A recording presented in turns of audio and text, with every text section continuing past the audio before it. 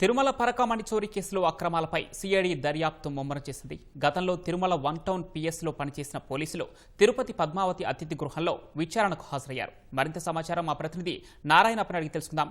Narayanappa, CID విచారణకు సంబంధించి సమాచారం ఏంటి? పవన్, తిరుమల శ్రీవారి పరకామణిలో చోరీ ఘటనపై సంబంధించి సిఐడి అధికారులు విచారణ కొనసాగిస్తున్నారు. తిరుపతి పద్మావతి అతిథి గృహంలో ఈరోజు సిఐడి డీజీ రష్యంక ఎన్ఆర్ నేతృత్వంలో ఇతర అధికారులు విచారణ చేపట్టారు.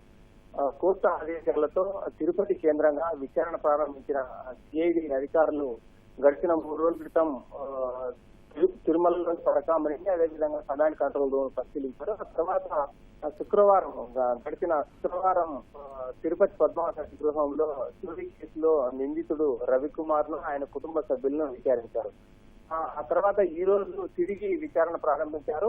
2023 ఏప్రిల్ 7వ తారీఖున తిరుమల పరకామణిలో 920 అమెరికన్ డాలర్లు చోరీ చేస్తూ పట్టుబడిన రవికుమార్ పై అప్పట్లో ఏప్రిల్ 7వ తారీఖున 2023 ఏప్రిల్ 7వ తారీఖున కేసు నమోదైంది.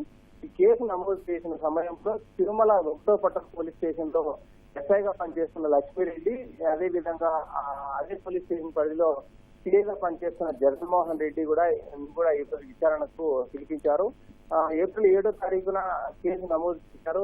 సిటీడీలో ఏవిఎస్ఓగా పనిచేస్తున్న పరకామణి ఏవిఎస్ఓగా పనిచేస్తున్న సతీష్ కుమార్ ఫిర్యాదు మేరకు కేసు నమోదు చేసిన పోలీసులు ఆ తర్వాత సతీష్ కుమార్, అదేవిధంగా పరకామణిలో చోరీ చేస్తూ పట్టుబడిన టీటీడీ ఉద్యోగి రవికుమార్ ఇద్దరు రాజీ పడి లోక్ అదాలత్లో కేసును కొట్టివేశారు. దీనికి సంబంధించి పోలీసులు పాత్ర ఏంటి, రవికుమార్ పరకామణిలో చోరీ చేస్తూ పట్టుబడిన సమయంలో ఏవిఎస్ఓ సతీష్ కుమార్ ఇచ్చిన ఫిర్యాదు మేరకు ఎంత మేర దర్యాప్తు చేశారు, రవికుమార్ సతీష్ కుమార్ రాజీ పడుతున్న సమయంలో పోలీసుల పాత్ర ఏంటి, అదేవిధంగా రవికుమార్ అమెరికన్ డాలర్లు దొంగిలించిన సమయంలో సతీష్ కుమార్ ఫిర్యాదు ఇచ్చిన తర్వాత రవికుమార్ ను అరెస్ట్ చేశారా, స్టేషన్ కి పిలిపించారా, ఇలాంటి అంశాలన్నింటినీ కూడా విచారించేందుకు వీలుగా అప్పట్లో తిరుమల 1వ పట్టణ పోలీస్ స్టేషన్ లో పనిచేసిన సిఐ జగన్మోహన్ రెడ్డి, ఎస్ఐ లక్ష్మీరెడ్డిని పిలిపించారు. అదేవిధంగా టీటీడీలో పరకామణి చోరీ జరిగిన సమయంలో విజిలెన్స్ విభాగంలో పనిచేస్తున్న డిఎస్పీ స్థాయి అధికారి గిరిధర్ ను కూడా